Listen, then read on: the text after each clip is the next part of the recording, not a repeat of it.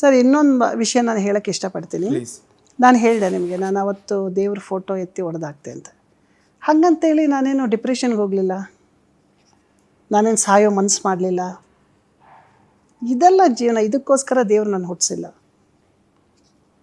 ಕಲೆ ನನ್ನನ್ನು ಕರೀತು, ನಾನು ಬಂದೆ, ನಾನು ಅದಕ್ಕೆ ಸಾಕಷ್ಟು ಗೌರವ ಕೊಟ್ಟಿದ್ದೀನಿ. ಇದನ್ನು ನಾನು ಮುಂದುವರ್ಸೋದು ಬಿಡೋದು ಆ ಕಲಾದೇವಿಗೆ ಬಿಟ್ಟಿದ್ದು. ನಾನು ಅದಕ್ಕೆ ಮೋಸ ಮಾಡಿಲ್ಲ. ಆದರೆ ಅಲ್ಲಿ ಇರೋ ವಾತಾವರಣ ನನಗೆ ಆಗ್ತಾಯಿಲ್ಲ, ಉಸಿರುಗಟ್ಸುತ್ತೆ. ಬೇಡ ನನಗೆ, ಬೇಡ.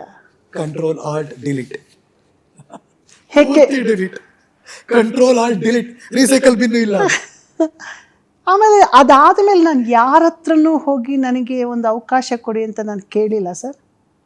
Door closed completely. Yes, closed ಅಂದರೆ ನಾನೇನೋ ನೀವು ಬರಬೇಡಿ ಅಂತ ಹೇಳಿಲ್ಲ, ಗೌರವ ಕೊಟ್ಟು ನನ್ನನ್ನು ಕರೀತೀರಾ ಬಂದು. ಬಟ್ 20 ವರ್ಷದಲ್ಲಿ ಯಾರು ನಿಮ್ಮನ್ನು ಅಪ್ರೋಚ್ ಮಾಡಲಿಲ್ವಾ? ಇಲ್ಲ, ಅಪ್ರೋಚ್ ಮಾಡಲಿಲ್ಲ ಅಂದರೆ ಅದಕ್ಕೆ ಒಂದು ಕಾರಣ ಇದೆ. ಏನಂದರೆ ನಾನು ರಾಜಾಜಿನಗರಲ್ಲಿದ್ದೆ.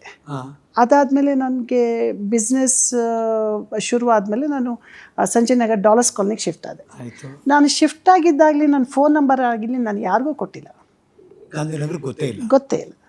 ತ್ರಿವೇಣಿ ಅವರು ಎಲ್ಲೋದ್ರು? ಓನ್ಲಿ ತಾರಂಗ್ ಮಾತ್ರ ಗೊತ್ತು, ತಾರಂಗ್ ಮಾತ್ರ ಗೊತ್ತು, ಅಷ್ಟು ಬಿಟ್ಬಿಟ್ರೆ ಇನ್ನು ಯಾರಿಗೂ ಗೊತ್ತಿಲ್ಲ. ಎಲ್ಲರಿಗೂ ಗೊತ್ತಿಲ್ಲ, ತಾರಮ್ಮನ ಹಿಡಿದ್ರೆ ಇವ್ರಿಗೆ ಸಿಗುತ್ತಾರೆ ಅಂತ ಯಾರಿಗೂ ಗೊತ್ತಿಲ್ಲ.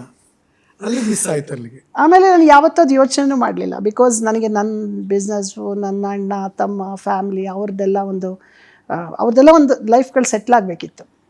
ನಾವು ದೇ ಆರ್ ಆಲ್ ಸೆಟಲ್ಡ್. ನನಗೆ ಖುಷಿ ಇದೆ. ದೇವ್ರು ಇವಾಗ ಬಂದುಬಿಟ್ಟು ನೀನು ಏನು ಕರ್ತವ್ಯ ಮಾಡಿದೆ ಅಂದರೆ, ನಾನು ಅಂದ್ಕೊಂಡಿದ್ದ ಕರ್ತವ್ಯ ಎಲ್ಲ ನಾನು ಮಾಡಿದ್ದೀನಿ ಅಂತ ರಾಜೋರೋಷವಾಗಿ ನಾನು ದೇವ್ರಿಗೆ ಹೇಳ್ತೀನಿ.